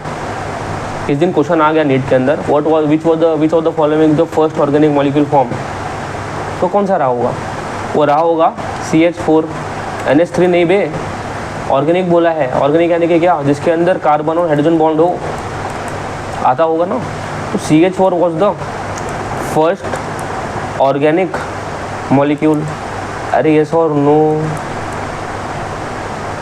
और जो NH3 और H2O है ये कैसे रहते होंगे, ये होते होंगे क्या, ये है फर्स्ट इनऑर्गेनिक मॉलिक्यूल। एम आई राइट यार। किसी दिन इन दोनों में से पूछने आ गया, किसी दिन पूछा आपको इन दोनों में से किसी एक को सिलेक्ट करना है, NH3 और H2O में से आपको सिलेक्ट करना है, तो आप किसको सिलेक्ट करोगे, तो आप सिलेक्ट करोगे H2O को, NH3 को नहीं। उसका मैं आपको एक्सप्लेनेशन दे रहा हूँ, चिंता मत करो। H2O को सिलेक्ट क्यों करोगे, क्योंकि ऑक्सीजन की जो इलेक्ट्रोनेगेटिविटी है वो नाइट्रोजन से ज़्यादा है। ऑक्सीजन की इलेक्ट्रोनेगेटिविटी इज़ 3.44, नाइट्रोजन की कितनी है 3.04। तो केमिस्ट्री के हिसाब से मुझको आपसे ज़्यादा, आपको मुझको ज़्यादा, जाने दो यार, आपको मुझसे ज़्यादा आता है केमिस्ट्री, ये मैं मानता हूँ। तो ड्यू टू हाई इलेक्ट्रोनेगेटिविटी सबसे पहले क्या बना होगा, तो सबसे पहले ये पानी बना होगा, उसके बाद जाकर के NH3 बना होगा। Technically H2O is the first inorganic molecule, है ना। इन दोनों में से किसी से चूज़ करना पड़े तो मैं उसके लिए बता रहा हूँ आपको, बाकी तो चिंता की कोई विषय है नहीं, इतना डिटेलिंग में कोई पूछेगा नहीं आपसे। Am I clear? अच्छा, ये सारे के सारे जो बन रहे हैं यार, ये जो बन रहा है, ये जो बन रहा है, ये जो बन रहा है, ये जो बन रहा है, ये सारे के सारे कैसे रहते होंगे। ऑब्वियसली बात है यार, they would be in the form of vapour. क्यों ऐसा बोल रहा है तू, मैं इसलिए बोल रहा हूँ क्योंकि वेपर टेम्परेचर हाई है ना बे, तो लिक्विड का क्या बनेगा, वेपर बनेगा। लिक्विड का क्या बनेगा यार, वेपर बनेगा। अरे ये सर नो, तो इतने भी हैं, ये सारे के सारे कैसे हैं, वेपर के फॉर्म में, ठीक है। अभी अपन ने एटम से क्या बनाया, अभी अपन ने एटम से बनाया मॉलिक्यूल, एटम से हमने बनाया क्या, मॉलिक्यूल, है ना। लेट मी क्लियर इट यार, पानी पी लो आप, लेट मी क्लियर इट।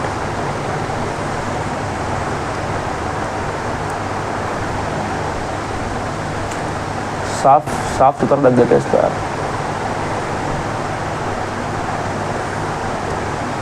पानी पी लो, पानी पी लो। बस और कुछ time, then will wind off, ठीक है। तो अब तक अपने क्या किया, अपन ने एटम से बनाया मॉलिक्यूल, है ना। पहला ऑर्गेनिक मॉलिक्यूल क्या था, पहला ऑर्गेनिक मॉलिक्यूल CH4 था। पहला इनऑर्गेनिक मॉलिक्यूल कौन से थे, पहले इनऑर्गेनिक मॉलिक्यूल थे NH3 NH2O, उसमें से भी चूज़ करना पड़े तो क्या था, उसमें से भी H2O था, ठीक है। अब तक अपन कहाँ पहुँच गए, अपन एटमिक स्टेज से आगे बढ़ गए हैं और अभी अपन पहुँच गए हैं मॉलिक्यूलर स्टेज पे, यस और नो। और मॉलिक्यूलर स्टेज पे आने के बाद हम पहुंच गए हैं किस पर, CO2 बना होगा, H2O बना है, NH3 बना है ना, CH4 बना है, ऑक्सीजन नहीं बना है बे। प्रिमिटिव एटमॉस्फेयर कैसा था, वॉल्केनिक इरप्शन था उसमें, कैसा था दूसरा, उसका टेम्परेचर, उसका एटमॉस्फेयर कैसा था, रिड्यूसिंग एटमॉस्फेयर था। क्यों था मैंने आपको भली भांति समझा दिया है, हाइड्रोजन के कारण वहाँ पर जो ऑक्सीजन था वो नहीं था, ठीक है। ये एनसीईआरटी लिखती है तीन सारी बातें। वहाँ पर क्या था, वहाँ पर बहुत ज़्यादा टेम्परेचर उसका हाई था, उसके कारण ये सारी होती थी, ठीक है बेटा। समय बीतता गया, समय बीतता गया, एनसीईआरटी एक लाइन लिखती है, समय बीतता गया, यूनिवर्स एक्सपांड होता गया, यूनिवर्स एक्सपांड होता गया, टेम्परेचर कम होता गया, टेम्परेचर कम होता गया, ठीक है। अब मैं यहाँ पर बना रहा हूँ क्या, अब मैं यहाँ पर बना रहा हूँ अर्थ। बोलोगे पागल आदमी है, हाँ बेटा मैं पागल ही हूँ। एवोल्यूशन पढ़ाने के लिए केमिकल रिएक्शन लिख के पढ़ाता है, ये अर्थ है। हाँ बे ये अर्थ है। हमको ऊपर से अर्थ गोल दिखता है, क्यों, क्योंकि उसके अंदर पानी भरा होता है। अर्थ में बहुत सारे डिप्रेशन है। अभी पानी भरेंगे ना, आराम से पानी भरेंगे और जो तुम इमेजिन कर रहे हो होगा, ये जो अर्थ है वो गोल गोल हो जाएगा, है ना। This is earth. अर्थ में बहुत सारे डिप्रेशंस हैं, ठीक है। समय बीतता गया, यूनिवर्स एक्सपांड होता गया, यूनिवर्स एक्सपांड होता गया, टेम्परेचर कम होता गया, टेम्परेचर कम होता गया, तो मेरे बेटे जो ये सारे के सारे एटम मॉलिक्यूल्स हैं, इनका वेलोसिटी भी कम होता गया। आपने सुना रहेगा फिजिक्स में थर्मल वेलोसिटी, अरे यस और नो। टेम्परेचर कम होगा तो एटम का थर्मल वेलोसिटी भी कम होगा। जब एटम का थर्मल वेलोसिटी कम होते होते होते होते अर्थ के एस्केप वेलोसिटी से कम हो जाएगा, तो फिर ये जो अर्थ पर ये सारे के सारे एटम ठहरने लगेंगे ना यार। पहले नहीं ठहर रहे थे, क्यों, टेम्परेचर बहुत ज़्यादा था, इतना ज़्यादा था कि अर्थ के एस्केप वेलोसिटी को एस्केप कर जाते थे और ऊपर ही ऊपर रहते थे। पर धीरे धीरे टेम्परेचर कम हुआ, इतना भी कम नहीं हुआ यहाँ, और धीरे धीरे कम हुआ, एक्सपांड हुआ यूनिवर्स, टेम्परेचर कम हुआ। टेम्परेचर कम होने के बाद इनका जो किनका ये मॉलिक्यूल्स का जो वेलोसिटी है, थर्मल वेलोसिटी, वो अर्थ के एस्केप वेलोसिटी से कम हुआ। और जब ये कम होगा तो ये अर्थ पर ठहरने लगेंगे। कौन ठहरने लगेंगे, ये सारे के सारे मॉलिक्यूल्स, भले से वेपर के फॉर्म में है पर ये यहाँ पर ठहरने लगेंगे। जब यहाँ पर ये ठहरने लगेंगे तो यहाँ पर क्या होगा, यहाँ पर एटमॉस्फेयर का निर्माण होने लगेगा। अरे मेरे बेटे, एम आई रीचिंग यू, क्या मेरी बातें आप तक पहुँच पा रही है। यहाँ पर एटमॉस्फेयर का निर्माण होने लगेगा, ठीक है। समय और बीतता जाएगा, समय और बीतता जाएगा, टेम्परेचर और कम होते जाएगा, है ना। ये जो H2O ऊपर है एटमॉस्फेयर में वेपर के फॉर्म में, जब टेम्परेचर ऊपर 100 डिग्री सेल्सियस से कम होगा मेरे बेटे, जब टेम्परेचर ऊपर 100 डिग्री सेल्सियस से कम होगा तो ये जो वेपर है वो लिक्विड बनेगा। और लिक्विड बनकर क्या होगा, धरती के सतह पर गिरेगा। पर इतना घाई नहीं करते, हर चीज़ को समय देते हैं, पेशेंस रखते हैं। पर ये जो धरती की सतह है ये अभी भी बहुत गर्म है। जैसे ही ये बूंद यहाँ पर पड़ती होगी, भाप बन जाती होगी, भाप बन जाने के बाद ये इवेपोरेट होता होगा। ऊपर टेम्परेचर ज़रा सा धरती की सतह से कम है तो वहाँ पर जो वेपर है वो लिक्विड बनता होगा। लिक्विड बढ़कर यहाँ पर धरती पर गिरता होगा, धरती पर जैसे ही गिरता होगा वैसे इवेपोरेट हो जाता होगा। तो ये कंडेंसेशन इवेपोरेशन, कंडेंसेशन इवेपोरेशन ये चलता होगा बहुत समय तक। एक कंडेंसेशन इवेपोरेशन चलते बीच में एक ऐसा पॉइंट आता होगा जहाँ पर क्या बनते होंगे, जहाँ पर मेरे लाल, मेरे पीले, मेरे प्यारे प्यारे बच्चे बादल बनते होंगे। अरे यस और नो, कंडेंसेशन इवेपोरेशन, बादल समझते हो ना यार, बादल बनते होंगे। यहाँ पर अब पृथ्वी पर पहली बार क्या बना है, पहली बार नीले नीले अंबर, नहीं मेरे बेटे नीले नीले अंबर उस समय नहीं रहा होगा, अंबर पर बादल बना है। जब ये बादल आपस में टकराते होंगे, आपस में टकराते होंगे तो क्या आता होगा? बिजली आता होगा। बाबूजी जरा झीले चलो, बिजली गिरी है, बिजली गिरी। पर यहाँ तो अब तक बाबूजी आए नहीं है, लाइव तक आया नहीं है। ये बादलों के टकराने के वजह से क्या होता होगा? बिजली गिरती होगी। अरे मेरे लाल, मेरे पीले, यस और नो बोलो ना यार, पागल हूँ मैं। तो बिजलियाँ गिरती होगी। ये सब मैंने किया क्यों? बादल बनवाया क्यों? आपको प्रिमिटिव अर्थ कंडीशन का चौथा पॉइंट बताने के लिए। क्या आता होगा? लाइटनिंग आती होगी। एनसीईआरटी में लिखा है लाइटनिंग होती होगी। टेम्परेचर बहुत ज़्यादा, reducing atmosphere, volcanic eruption, volcanic storms, है ना, थंडर स्ट्रोम्स, बिजली गिरती होगी। अरे यस और नो। समय बीतता जाएगा, समय बीतता जाएगा। धरती की सतह 100 डिग्री सेल्सियस से जैसे ही कम होगी, वैसे ही यहाँ पर पानी का एक्यूमुलेशन स्टार्ट होगा। और क्या होगा मेरे लाल, मेरे पीले? यहाँ पर शुरू होगा बरसात। बरसात भी आकर चली गई, पहले लाइफ ना जाने तुम कब आओगे। आएगा बेटा, आएगा। हर चीज़ का समय लगता है। बरसात होगी, सतह ठंडा हो चुका है, ज़्यादा ठंडा नहीं हुआ है, अभी भी गर्म है, 100 डिग्री से कम हुए हैं। पानी अब भरने लगेगा। और मेरे बेटे, जिसका तुम्हें इंतज़ार था, चलो तुम्हारे लिए कलर कहाँ से आएगा? तुम्हारे लिए कलर अगर आ गया, जाने दे बे, चल जाने, छोड़ छोड़ छोड़, जाने दो बेटा, जाने दो, जाने दो। मैं सोचा था कि पीले पे नीले नीले बनाऊंगा। अब ये पानी यहाँ पर डिप्रेशन में जमा होगा। पानी मैं यहाँ पर जमा कर रहा हूँ, है ना। और यहाँ पर तुम्हारा क्या बन गया? यहाँ पर तुम्हारा गोल गोल सा प्यारा सा पृथ्वी बन गया। ऐसे है ना तुम्हारा अर्थ, ऐसे तो बनाते हो। ये लो, ठीक है,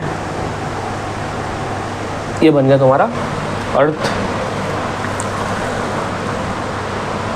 तो ये 4 पॉइंट, 4 बातें: volcanic eruptions, reducing atmosphere, high temperature and lightning, ये आता होगा। अच्छा मैं एक बात बताऊँ, एटमॉस्फेयर मैंने बना दिया, एटमॉस्फेयर बनवा दिया ना बे। पहले एस्केप वेलोसिटी ज़्यादा थी, उन एटम्स की, मॉलिक्यूल्स की, उड़ जाते थे। पर टाइम, समय बीता, टेम्परेचर कम हुआ, एस्केप वेलोसिटी कम हुआ।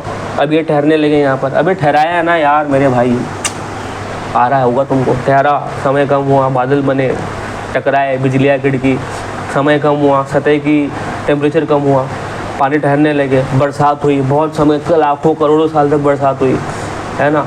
डिप्रेशन भरने लगे, ओशन बन गया, और ये तुम्हारा पृथ्वी बन गया है। ये तुम्हारा क्या बन गया है? पृथ्वी। मन पढ़ क्या रहे हैं? मन पढ़ रहे केमिकल एवोल्यूशन, ठीक है। तुमको क्या लगता है यहाँ पर ओजोन रहा होगा? ओजोन बना है क्या? अभी ओजोन कैसा बनेगा? Ozone is O3। यहाँ पर अब तो तू O2 नहीं बनाया है, O3 कहाँ से बनेगा? तो ओजोन नहीं रहा होगा, ओजोन नहीं रहा होगा। तो यहाँ पर सूरज देवता तो बन ही गए ना यार, सूरज देवता बन गए हैं। सूरज देवता से क्या आएंगे? सूरज देवता से आएंगे यूवी रेस, यूवी रेस आएंगे। यूवी रेस उनके पास बहुत ज़्यादा ही हीट है, उनके पास बहुत ज़्यादा ही क्या है? एनर्जी है ना। और मेरे बेटे, तुमको क्या लगता है ये पानी में क्या है? इन पानी में ये सब है ना, ये CO2 है, H2O है, NH3 है, CH4 है, दुनिया भर के जो मॉलिक्यूल्स है वो इस पानी में है ना। यहाँ पर यूवी रेस गिरेंगे, ओजोन वहाँ पर प्रोटेक्ट करने को लेंगे, जिसकी हीट बहुत ज़्यादा है, जिसकी एनर्जी बहुत ज़्यादा है। और फिर से इस एनर्जी के वजह से, इस हीट के वजह से जो ये मॉलिक्यूल्स थे दे विल स्टार्ट आपस में रिएक्ट करना। अरे यस और नो, ये लोग आपस में क्या करेंगे? रिएक्ट करेंगे। और आपस में ये सिंपल इनऑर्गेनिक मॉलिक्यूल्स रिएक्ट करके क्या बनाएंगे यार? आई एम सो सॉरी, ये मॉलिक्यूल्स जो है ये कॉम्प्लेक्स है, इनऑर्गेनिक है ना। ये आपस में रिएक्ट करके क्या बनाएंगे? आपस में रिएक्ट करके हमारा थर्ड स्टेज बनेगा, that would be simple organic molecules. अरे बेटा यस और नो,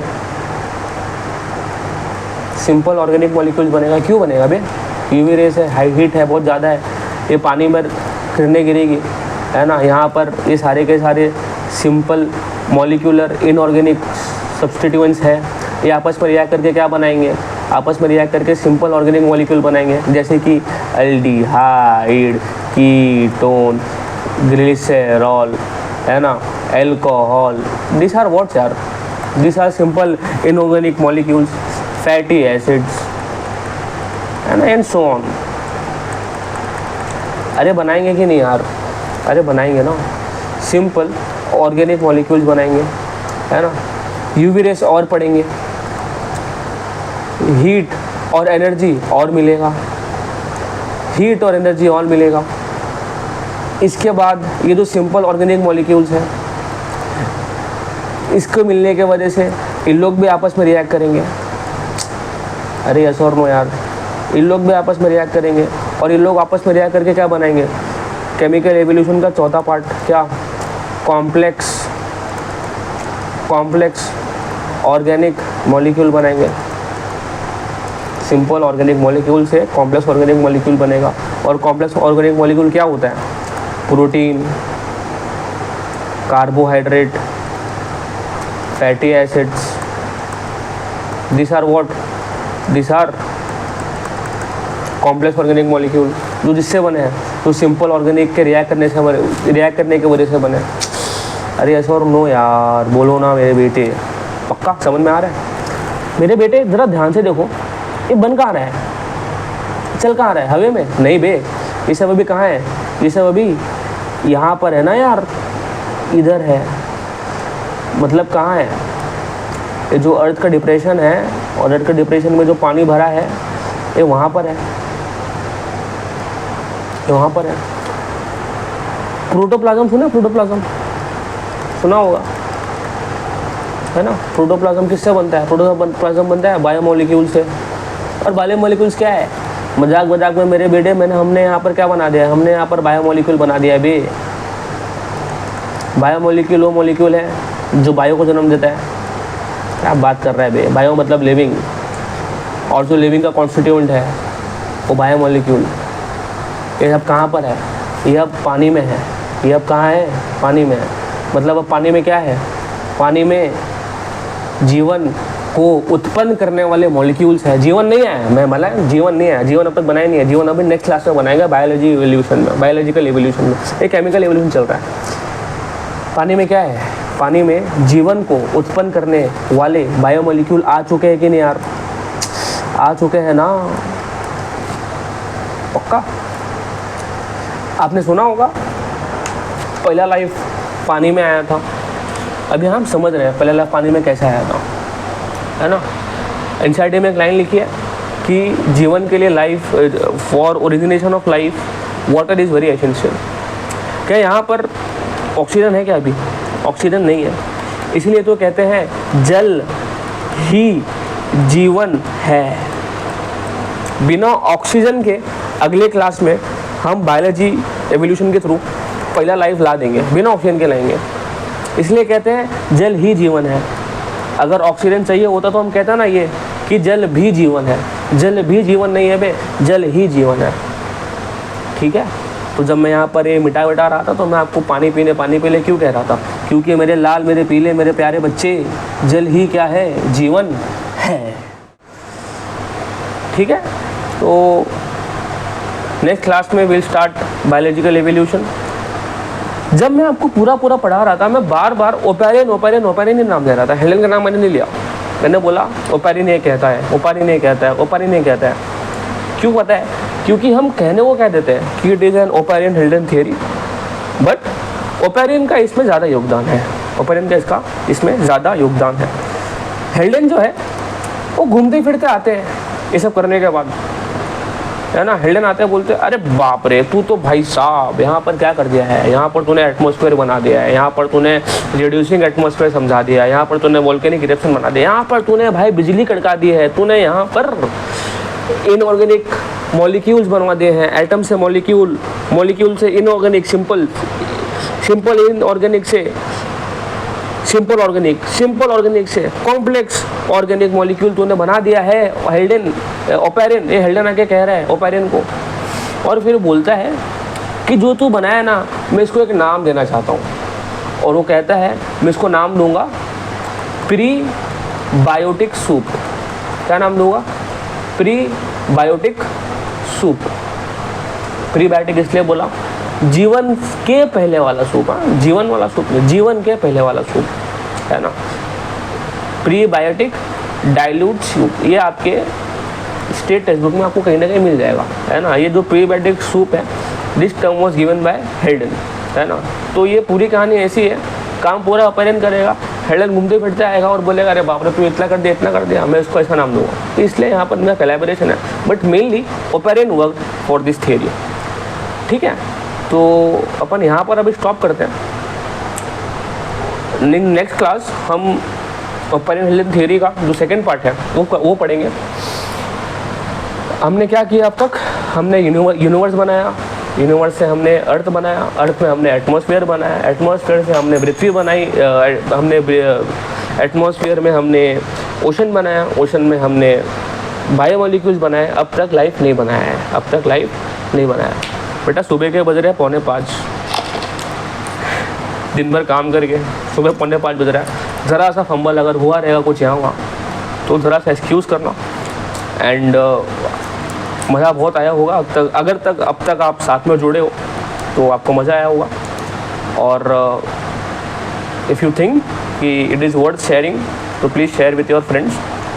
आपके जो भी फीडबैक है बेटा, आपको कुछ भी लिखना है, सर ऐसा करो वैसा करो मेरे को पता है ये जो आप देख रहे हो यहाँ पर ये देखने लायक नहीं है मेरे बेटे ठीक है, it is not worth seeing, है ना। पर मैंने आपको कहा मैं आज के लेक्चर का समरी बाकायदा नेक्स्ट क्लास में यहाँ पर लिख दूंगा, आप स्क्रीनशॉट ले लेना, ये मेरी गारंटी है।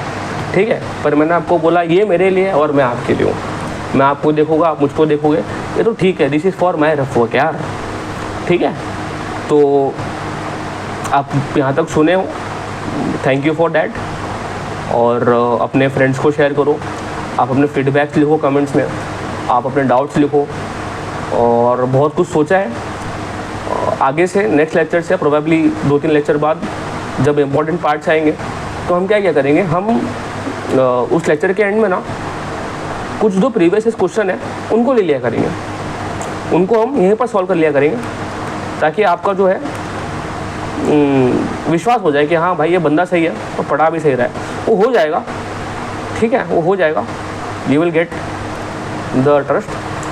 आप कुछ कहना नहीं यार, this is the best lecture, है ना। And thank you for seeing. Please अपना फीडबैक्स और अपना अप्रिसिएशन अगर है तो आप कमेंट्स में लिखिए, आई विल सी इट। कुछ डाउट रहेंगे तो पूछो, अगले लेक्चर में उसको एड्रेस करेंगे। और जितना मैक्सिमम शेयर कर सके उतना करो। जो मेरे बच्चे हैं, जो मेरे सभी मेरे बच्चे हैं, पर जो मुझसे ऑफलाइन पढ़ते हैं, हाय गाइस हाय अपने मम्मी के फ़ोन से, अपने पापा के फ़ोन से, अपने भाई के फ़ोन से, सबके फ़ोन सब्सक्राइब कर दो यार। तुमको मैं इतना कहूँगा, तुम यार मेरे हो यार, तुमको पढ़ा रहा हूँ, हाय हाय हाय। अपने घर वालों के फ़ोन से कर दो, ठीक है। And that's all guys, have a good day, good night, what ever कभी भी आप देख रहे हो। एंड नेक्स्ट लेक्चर अपन यहीं से कंटिन्यू करेंगे। We will start biological evolution और पेरिन एंड हेल्डन थियरी का रिवाइज करके आना। क्या करोगे तुम, नहीं करोगे, करके आना एंड विल मीट। अच्छा एक बात और कि मोस्टली हर वीक के सैटरडेज में हम डालेंगे लेक्चर, मोस्टली। अब तक ये सोचा है ना, किसी दिन ऐसा हुआ कि नेक्स्ट वीक में 2 लेक्चर आ रहे हैं तो मैं आपको प्रायर बता दूंगा। किस दिन ऐसा हुआ कि नेक्स्ट वीक लेक्चर ही नहीं आ रहा, अगर शेड्यूल कुछ ऊपर नीचे रहा, हेक्टिक रहा, मैं वो भी बता दूंगा, है ना। पर हर सैटरडे एक लेक्चर आएगा ताकि आप मेरे लिए समय निकाल सको जैसे मैं आपके लिए निकालता हूँ। Thank you guys. एंड मेरे बच्चे तो मम्मी पापा के फ़ोन से करेंगे। And share it. Bye bye bye bye bye.